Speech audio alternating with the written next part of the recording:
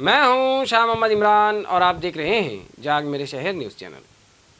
Nashik Mumbai highway पर वाड़ी बरे के आगे 8वां माइल के पास चलती लग्जरी बस में 12 जनवरी 2021 के दोपहर 4 बजे के आसपास अचानक आग लग गई। आग लगने की बुनियादी वजह अभी सामने नहीं आई है।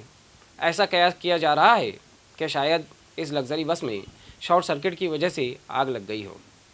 Luxury bus number UP 65ET0001 Mumbai से यूपी की जानिब जा रही थी, जिसमें अचानक इगतपुरी के करीब आग लग गई, जिसकी वजह से बस जलकर खाक हो गई है।